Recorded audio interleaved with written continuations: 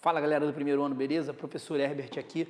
Vamos fazer uma revisãozinha sobre aquele assunto de núcleo, interfase, ciclo celular, né?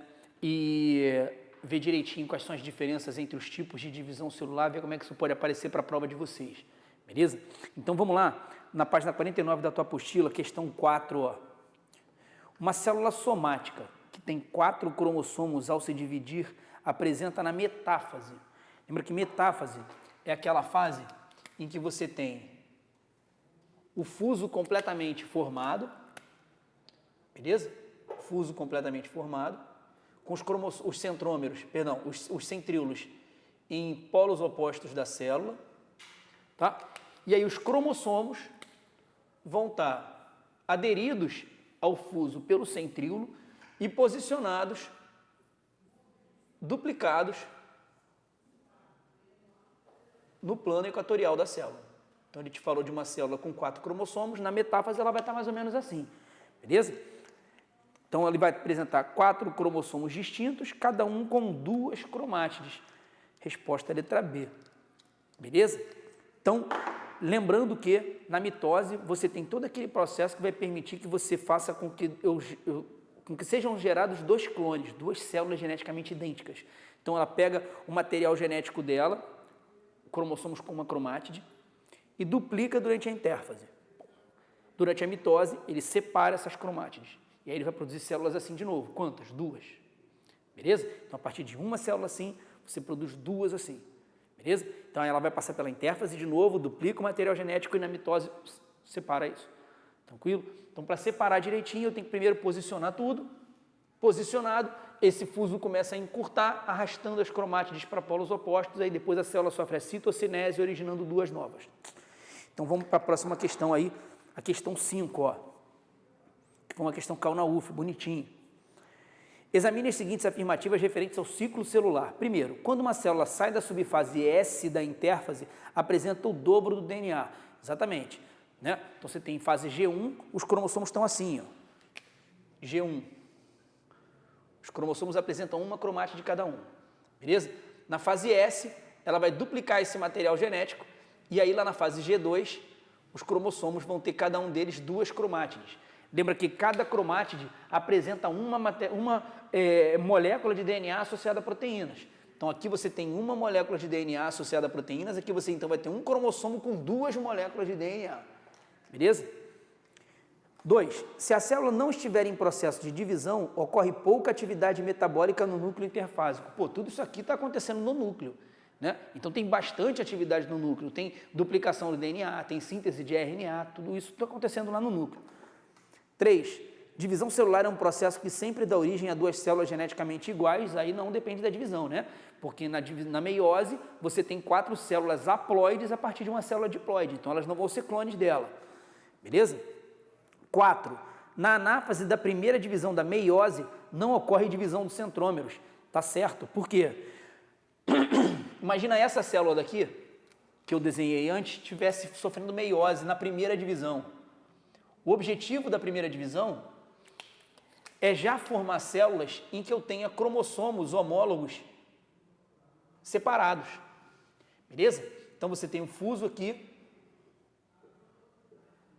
E aí, os cromossomos que são homólogos têm que ser separados, ou seja, eu vou ter um par posicionado ali, um de frente para o outro, e o outro par também formando lá aquele conjuntinho que a gente chama de tétrade, né? Que são 4, como se fossem 4 cromátides, uma do lado da outra, porque na verdade você tem 2 cromossomos pareados assim. Um aqui, outro aqui, um aqui, outro aqui. Beleza? Cada cromossomo com 2 cromátides. E aí, quando o fuso encurtar, ele vai atrair um cromossomo duplicado de cada tipo para um lado, um cromossomo duplicado de cada tipo para o outro. Então, não tem duplicação de centrômero ainda. Duplicação do centrômero vai ser quando eu separar as cromátides. Beleza? Na segunda divisão da meiose, eu vou fazer isso com metade do número de cromossomos daqui. Se aqui eu começo com 4, lá na segunda divisão da meiose eu já começo com 2.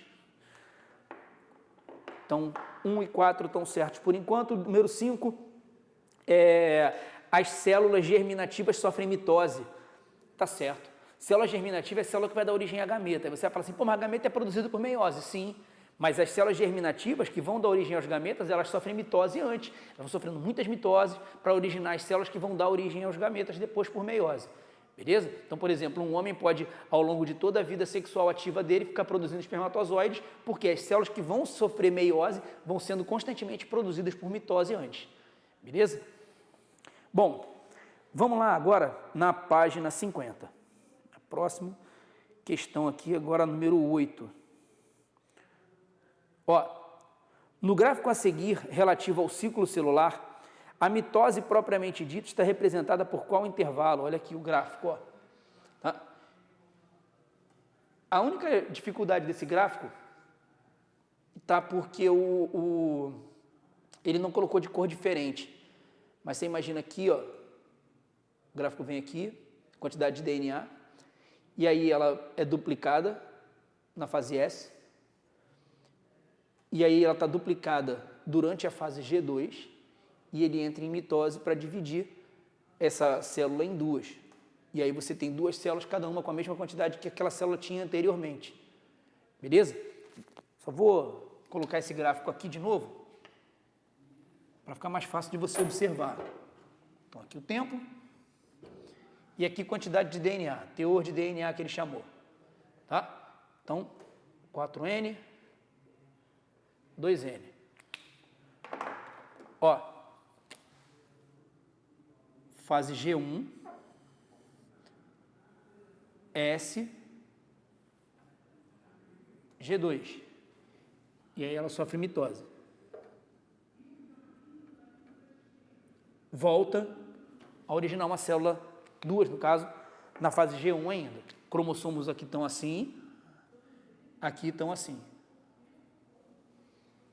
Beleza? E aí quando sofre a divisão da mitose, então esse intervalo de tempo aqui,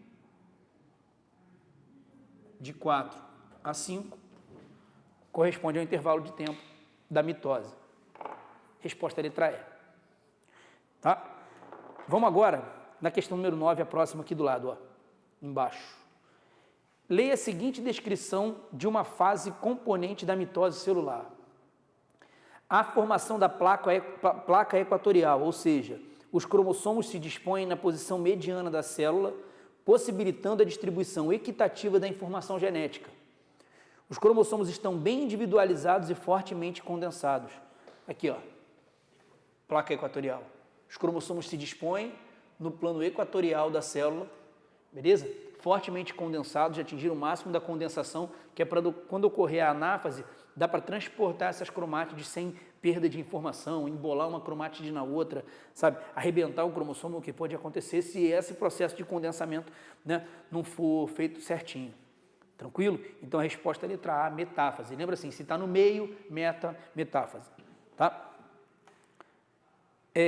Agora vamos lá na página 51, exercício 12. Outra questãozinha do Enem. Ó. Quando adquirimos frutas no comércio, observamos com mais frequência frutas sem ou com poucas sementes. Essas frutas têm grande apelo comercial e são preferidas por uma parcela cada vez maior da população. Em plantas que normalmente são diploides, isso é, apresentam 2 cromossomos de cada par, uma das maneiras de produzir frutas sem sementes é gerar plantas com uma ploidia diferente de 2, geralmente triploide. Uma das técnicas de produção dessas plantas triploides é a geração de uma planta tetraploide, com 4 conjuntos de cromossomos, que produz gametas diploides e promove a reprodução dessa planta com uma planta diploide normal. Ou seja, o cara pega, produz uma planta 4N, quando ele produzir uma planta 4N, essa planta por meiose, vai produzir gametas 2N, com 2 conjuntos de cromossomos de cada tipo. E aí, quando um gameta desse tipo fecundar um gameta N da outra, eu vou produzir uma planta 3N. Beleza? Aí, olha lá, ó. A planta 3N oriunda desse cruzamento apresentará uma grande dificuldade de gerar gametas viáveis, pois como a segregação dos cromossomos homólogos na meiose 1 é aleatória e independente, aqui, o que vai acontecer com esse par de cromossomos é independente do que acontece com esse. Isso quer dizer que eu posso produzir uma célula que receba um cromossomo número 1 do pai e o 2 do pai também, ou o 1 do pai e o 2 da mãe. Entendeu? Ou o 2 do pai, ou 1 da mãe e o 2 do pai, ou 1 da mãe e o 2 da mãe. Sacou? Esse arranjo é completamente aleatório. Só que se eu tiver aqui 3 cromossomos, o que vai acontecer? Eu posso gerar uma célula que recebeu 2 cromossomos de um tipo e um do outro, e a mesma célula não receber 2 cromossomos do segundo tipo, ele recebeu um. Ela vai receber, por exemplo, 2 cromossomos número 1 e um número 2. Entendeu? Fica totalmente inviável um gameta desse tipo. Ele vai gerar várias aneuploidias no mesmo indivíduo, e esses caras não são viáveis, não conseguem se desenvolver. Por isso que ou vai ser sem semente, ou então vai ser aquelas sementes, tipo a da melancia sem caroço. A melancia sem caroço, ela na verdade tem um monte de sementinha branca pequenininha, que ela não consegue se desenvolver. Entendeu? Então, olha lá.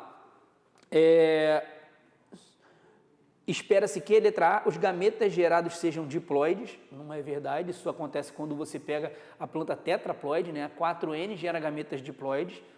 Letra B, as cromátides irmãs sejam separadas ao final do evento, não é isso. Letra C, o número de cromossomos encontrados no gameta seja 23, isso aí vale para quando o cara tem 46 cromossomos na célula 2N dele, né?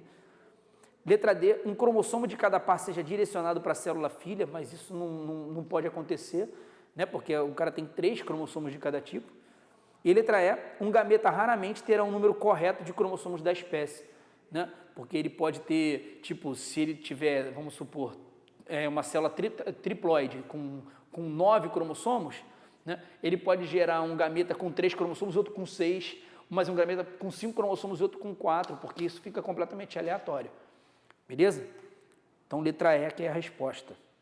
Aí agora, a gente estava na 12, vamos na 13 agora. Considere os seguintes eventos. 1, ocorrência de crossing over. 2, separação das cromátides irmãs. 3, pareamento dos cromossomos homólogos. 4, separação dos cromossomos homólogos. A ordem que esses eventos ocorrem no processo de meiose vamos lá, a meiose é o seguinte, ó.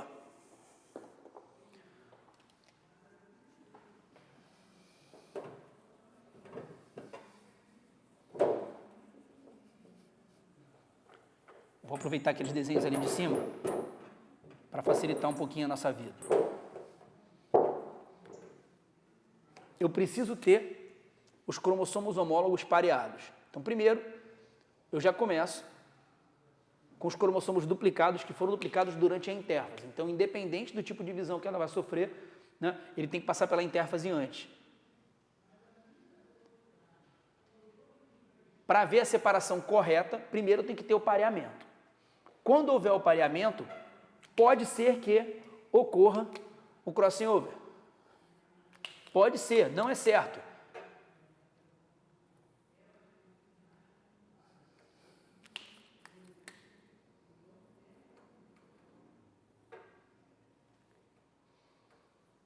Então, primeiro o pareamento, para depois ter o crossing over. Depois que eu tiver o crossing over, eu tenho que separar os cromossomos homólogos. Então, isso vai vir para uma célula, isso vai vir para outra. Ó. E é justamente o que vai acontecer ao final desse processo aqui. Essa primeira divisão separa os cromossomos homólogos. E aí, depois, por último, é que eu vou ter a separação das cromátides. Ó. Então, aqui vai me produzir uma célula com cromossomo azul e outra célula com cromo azul e um pedaço do vermelho. Nessa aqui, quando eu sofrer a segunda divisão, ó, eu vou ter azul com um pedaço do vermelho, vermelho e vermelho com um pedaço do azul. Beleza? Então, o crossover ele permite aumento de variabilidade genética. Eu só tinha cromossomo com perninha azul e com perninha vermelha. Agora eu tenho perninha azul, perninha vermelha, azul com vermelho e vermelho com azul. Tá? Mas qual é a ordem que isso acontece? Primeiro o pareamento, depois o crossing over, depois separação dos cromossomos homólogos, depois separação das cromátides irmãs. Beleza? Então, ó, pareamento 3, crossing over 1, separação dos cromossomos 4, separação das cromátides 2. 3, 1, 4, 2, resposta letra C. Beleza? Vamos agora na questão número 15. Aqui, ó. A figura a seguir é característica da meiose porque só nesse tipo de divisão acontece aqui, ó, o pareamento de cromossomos homólogos. Ó. Esse par aqui de homólogo superior e esse outro par também, beleza? Resposta letra D, ó. Você vê que isso sempre cai, essas paradas são recorrentes, entendeu? Tipo, você classificar, diferenciar os tipos de divisão pelas suas características principais ali, tá certo? Vamos ali na próxima página agora, para a gente poder fazer... Próxima página, não, 54. Para a gente fazer a questão 29 a 32, que está uma do lado da outra aqui, ó. Bonitinha, com os desenhos para a gente poder diferenciar, ó. As ilustrações representam duas células durante a divisão celular de um organismo com um número diploide de cromossomos igual a 8, 2N igual a 8, ó. Ao analisar ambas as células, conclui-se que as células A e B se encontram respectivamente na anáfase. Por que eu sei que é anáfase? Porque está tendo encurtamento do fuso, ó, transporte dos cromossomos. Beleza? Quando encurta o fuso, você tem o transporte dos cromossomos ou das cromátides, beleza? Isso vai ser a anáfase, tá? Repara que ele fala que a célula é 2N igual a 8. E o que está acontecendo? Eu estou arrastando aqui, ó, 1, 2, 3, 4 duplicados para um lado, 1, 2, 3, 4 duplicados para o outro. Eu vou formar uma célula aqui com 4 cromossomos duplicados uma vez aqui e outra célula com 4 cromossomos duplicados para o lado de cá. Tranquilo? Então, quando eu estiver separando, ó, os cromossomos ainda duplicados, é um caso de anáfase 1. Tranquilo? E aí depois eu tenho uma célula que está sendo produzida aqui, ó, com 1, 2, 3, 4 cromossomos com uma cromátide só, e a outra 1, 2, 3, 4 cromossomos com uma cromátide só. Tranquilo? Então eu vou produzir duas células com metade da quantidade de cromossomos e agora com uma só cromátide, então aqui é a anáfase 2 da meiose. Anáfase 1 da meiose, anáfase 2 da meiose. Beleza? Se fosse aqui a anáfase da mitose, ela teria os 8 cromossomos assim, ó. Os 8 assim, com 8 cromátides para um lado, 8 cromátides para o outro. Já é? Então, resposta letra A. Tá? E aqui, os desenhos representam 3 células em anáfase da divisão celular, pertencentes a um organismo cujo número diploide de cromossomos é igual a 6. Aqui, ó. 1, 2, 3, 4, 5, 6 para um lado, 1, 2, 3, 4, 5, 6 para o outro. Então, aqui, eu vou produzir duas células com 6 cromossomos, né, que caracteriza a mitose, a anáfase da mitose. Aqui, eu vou produzir uma célula com 1, 2, 3 cromossomos duplicados para um lado, 1, 2, 3 cromossomos duplicados para o outro. Tá? Anáfase 1 da meiose. 1, 2, 3 cromossomos com uma cromátide para um lado, 1, 2, 3 para o outro. Então, 3 cromossomos simples, anáfase 2 da meiose. Tranquilo? Metade do número de cromossomos para cada uma dessas divisões aqui, só que aqui eles estão duplicados, então anáfase 1, aqui eles já são com uma cromátide só, anáfase 2. Então, anáfase 1, anáfase 2 e mitose. Meiose 1, meiose 2 e mitose. Letra B. Beleza? E agora vamos aqui na página 55. Começando aqui na 55 para fazer esse 34 e fazer o 35 ali, ó. Um aluno em sua casa estudando eletromicrografias de diferentes células recortou o núcleo de 2 células para posterior montagem em seu colégio. O núcleo de uma dessas células apresentava muita eucromatina e nucleolo bem desenvolvido. Já o da outra, muita heterocromatina. Lembra que a eucromatina representa aqueles trechos de DNA que estão expostos para serem estimulados a ter expressão gênica. Beleza? E a heterocromatina é o que permanece condensado para não usar. Então, quanto mais eucromatina a célula tiver, mais ativa ela vai ser. Beleza? No dia seguinte, em sala de aula, o aluno percebeu que o citoplasma dessas 2 células também eram diferentes. Um apresentava grande quantidade de organelas e o outro poucas. O aluno, então, sentiu dificuldade em executar a montagem porque não foi capaz de associar com precisão cada núcleo ao respectivo citoplasma. Tendo em vista as informações dadas, explique como devem ser montadas essas 2 células. Justifique sua resposta levando em consideração a atividade metabólica dessas células. É aquela parada que eu falei. Quanto maior a quantidade de eucromatina, maior a atividade. E aí mais organelas ela tem. Entendeu? Porque mais funções ela desempenha. Tranquilo? Então, aquele núcleo com maior quantidade de eucromatina, ele vai ser compatível com a célula com maior quantidade de organelas citoplasmáticas. Assim como a célula com maior quantidade de heterocromatina vai ser compatível com o citoplasma com uma quantidade menor de organelas citoplasmáticas. Valeu? 35 agora para a gente poder finalizar bonitinho. Em um laboratório, o núcleo de uma célula da espécie A foi retirado e implantado em uma célula ovo da espécie B, cujo núcleo havia sido previamente removido. Caso essa célula ovo se desenvolva até a formação de um indivíduo, ele terá as características da espécie A ou da espécie B, justifique sua resposta. Lembra que quem determina as características do indivíduo são as informações genéticas que ele tem. Né? Eu peguei um óvulo de uma célula e tirei o núcleo, ou seja, eu tirei todas as informações genéticas do cara B. Eu peguei só o óvulo dele, só o citoplasma que me interessa ali. E aí eu peguei o núcleo com as informações genéticas do cara A, implantei nesse óvulo e mandei ele se desenvolver, originando um indivíduo que vai ter as mesmas informações genéticas de A. Então ele é um clone de A. Beleza ou não? Tranquilo? Então é isso, galera. Valeu, muito obrigado. Qualquer coisa a gente está por aí para tirar todas as dúvidas de vocês. Abraço.